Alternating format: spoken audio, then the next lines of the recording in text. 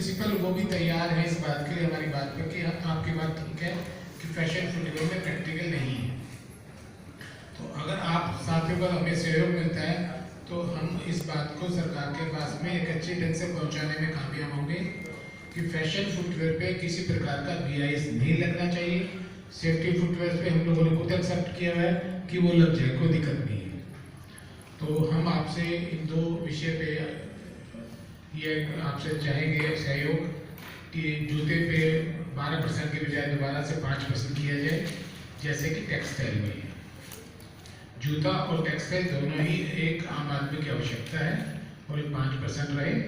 Quality वाले front पे fashion footwear पे नहीं लगे और इसको पूरा समझ करके किसी के भी फायदे की बात रहेगी और हम आने वाले समय में चाइना को पीछे कर पाए प्रोडक्शन में और हमारे भारतवर्ष को आगे ले आ पाए।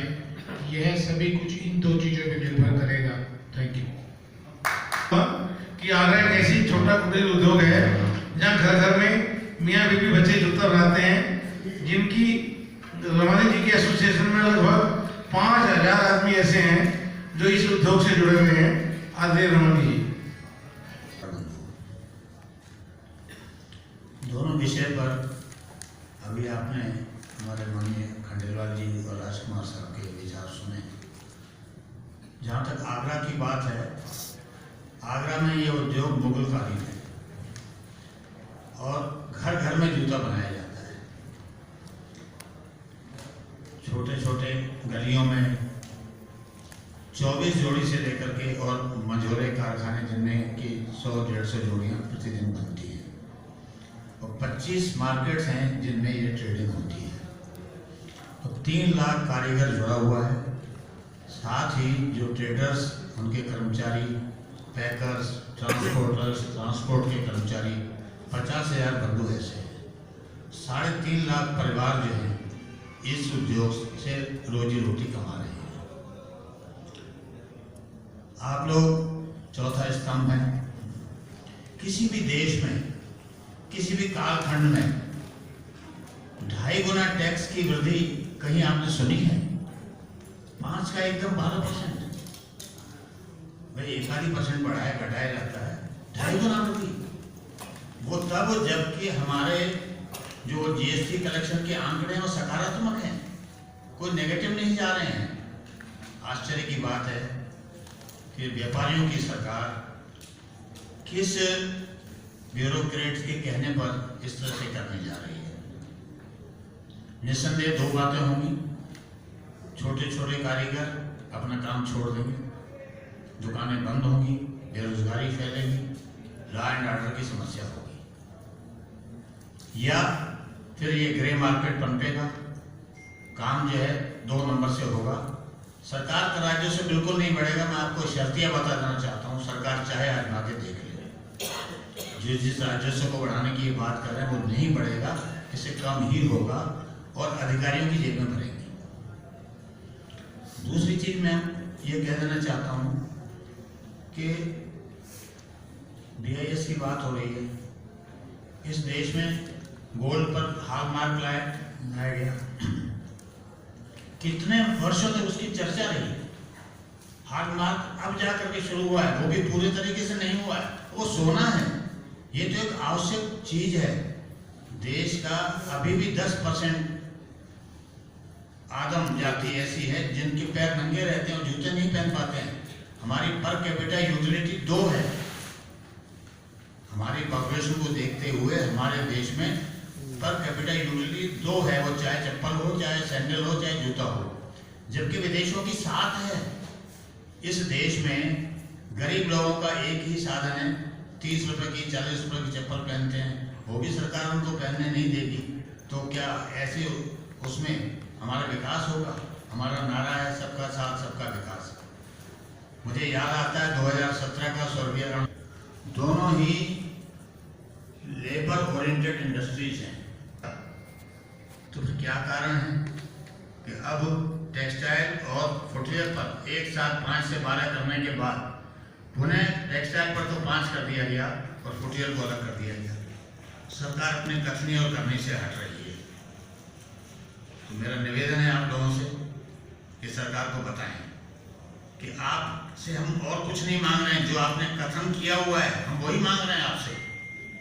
दूसरी बात मैं बता देना चाहता हूँ कि सरकार को 12% करने में कोई लाभ इसलिए भी नहीं होने वाला है कि आईटीसी, जिसको हम रिफंड के रूप में जानते हैं, वो सरकार बार बार ये करेगी कि हमें आईटीसी ज़्यादा देनी पड़ रही है। मैं आपको बता देना चाहता हूँ कि बिल्कुल उनका कथन गलत है, उनकी गणना गलत है। 1000 रुपये का मैं आपको उदाहरण दूंगा। 1000 रुपये सेल के ऊपर 5% की दर से हम 50 रुपये सरकार को कमा करके देते हैं।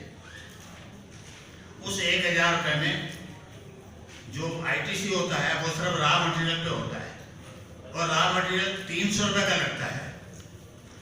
अगर सरकार की मैं मानूं कि भाई कुछ रॉ मटेरियल पे 12% है, कुछ पे 18% है, ऑन एन एवरेज अगर 15% भी हम मांगे तो वो हमको 300 रुपये पे 45 रुपये हमें आईटीसी दे रहे हैं, और हम उनको कमा के दे रहे हैं 50 रुपये। इस नाते भी हम उनको कमा के दे रहे हैं। दूसरी बात, जीएसटी की थ्रेशोल्ड लिमिट जो है पंजीकरण की 40 लाख है। जैसा मैंने निवेदन किया, आगरा के कम से कम 1.5-2 लाख कारीगर ऐसे हैं जो इस थ्रेशोल्ड लिमिट में आते ही नहीं, वो भी रॉ मटेरियल। सीधा सीधा सरकार का फायदा है। सरकार हमारे साथ बैठ के चर्चा करे। हम उनको बता देना चाहते हैं कि कोई औचित्य नहीं है 5 का 12 करने का। ये पता नहीं किसने उनको ऐसी गणना करके भ्रमित कर दिया है। तो मैं निवेदन करना चाहूँगा आप लोगों से कि कृपया सरकार को आपके माध्यम से जानकारी पहुँचे कि कहीं पर भी जो है इस तरह की बढ़ोतरी न्यायोचित नहीं है, और इसको जो है अध्यक्ष आगरा शू फैक्ट्री फेडरेशन। यहाँ प्रेस कॉन्फ्रेंस के द्वारा जो 12% से 5% जीएसटी की मांग हो रही है, इसका मेन मुद्दा क्या है, क्यों कर रहे हैं? मेन मुद्दा ये है कि 5% भी हम लोगों ने इसलिए स्वीकार किया था कि राष्ट्रीयता के साथ हम जोड़ना चाहते थे। जीएसटी से पहले वैट में कई प्रांतों में 500 रुपये तक का जो था टैक्स फ्री था, और इसलिए स्वीकार किया गया 5% भाई चलिए हम भी राष्ट्र के उसमें भागीदार बने। और जैसा मैंने बताया कि टेक्सटाइल और फुटवेयर दोनों इंडस्ट्री जो लेबर ओरिएंटेड है, लोगों को रोज़गार देती है, सरकार की प्राथमिकता भी है रोज़गार मिले। तो उन्होंने एक साथ ही निर्णय लिया, जो काउंसिल की मीटिंग हुई लखनऊ में सितंबर में, उसमें निर्णय लिया गया कि भाई टेक्सटाइल और फुटवेयर दोनों को 12% की श्रेणी में लाया जाए। 1 जनवरी से निर्णय हुआ। हम लोगों ने प्रयास किया, टेक्सटाइल ने प्रयास किया, उन्होंने टेक्सटाइल को तो रोल बैक कर दिया और फुटवेयर को नहीं किया। तो इसलिए ये जो है मार्केट जो है उनको ख़राब हो रहा है। 7% टैक्स की वृद्धि का मतलब है लगभग 2.5 गुना टैक्स में वृद्धि। किसी भी देश में, किसी की भी सरकार हो, किसी भी कालखंड में 2.5 गुना टैक्स वृद्धि का कोई उदाहरण मिलता नहीं है। आप स्वयं इस बात को जानते हैं कि ऐसा कोई टैक्स में वृद्धि होती नहीं है। तो इससे जो है बेरोजगारी फैलेगी, अराजकता होगी, और सरकार को ये पता चलना चाहिए कि ये रोजगार बंद होंगे तो उसको लाने के पटरी पर लाने के लिए जो है बहुत मुश्किल होगा, और 2 नंबर का काम बढ़ेगा, जो हम नहीं चाहते। हम चाहते हैं कि राष्ट्र की धारा में बने रहें, और 95-97% जो नंबर 1 का काम हो रहा था वो 50% पे रह गया है। इसलिए इनको टैक्स कम करना ही देश के हित में है, व्यापार के हित में है, और समाज के हित में। एक तरफ चाइना का प्रोडक्ट भारत में बढ़ोतरी हो रही है, और दूसरी तरफ आपका रोजगार पे दबाव बन रहा है बंद करने का, जैसे BIS स्टैंडर्ड पे प्रोडक्ट निकालने के लिए। तो इस पे आप क्या कहना चाहेंगे? देखिए, कोई भी नई प्रणाली जो है वो धीरे धीरे लाई जाती है। हाँ, एकदम से अगर उसको हम बिना सोचे थोपना नहीं। लागू करेंगे तो वो कारगर नहीं होगा। जैसे आपने सोने पे देखा होगा, हॉलमार्क की चर्चा पिछले 15-20 सालों से हो रही थी, और अब जाकर के लागू हुआ है। उसके लिए हॉलमार्क के लिए मशीनें चाहिए, उसको वो सब करना है। ठीक इसी तरह से देश में 700 से ज़्यादा जिले हैं जहाँ पर ये चीज़ बिकने को जाएगी, आम कंज्यूमर पहनता है। तो आपको लगता है कि ये गवर्नमेंट जो है बीजेपी की कुछ व्यापारियों के साथ षड्यंत्र कर रही है? एक्चुअली क्या है कि ये कुछ ब्यूरोक्रेट्स हैं जो जिनको पता नहीं क्यों IAS लॉबी है, और IAS का ये है कि आज वो फिशरीज डिपार्टमेंट देख रहा है, कल वो जो है नागर उद्यान देखने लगेगा, परसों वो होम डिपार्टमेंट में चला जाएगा। उनको कुछ ज़्यादा पता होता नहीं, नॉलेज उनकी सिर्फ वही होती है, बाबू लोग उनको फाइल बना के देते हैं। तो बिना सोचे समझे किसी भी कानून को लागू करने के पीछे ये धारणा होनी चाहिए कि ये देश हित में है कि नहीं है। तो BIS का यहाँ कोई उपयोग होगा नहीं, और इससे कोई ना किसी को लाभ होने वाला है और ना कोई ऐसी कोई ड्यूरेबल चीज़ नहीं है, कोई गोल्ड नहीं है जिसको वर्षों तक सजा के रखा जाए। 6-8 महीने में जूता खराब हो जाता है, उसके लिए ऐसी शर्तें लागू करना जो न्यायोचित नहीं है। जो कि आपकी उसमें काफ़ी दबदबा भी है।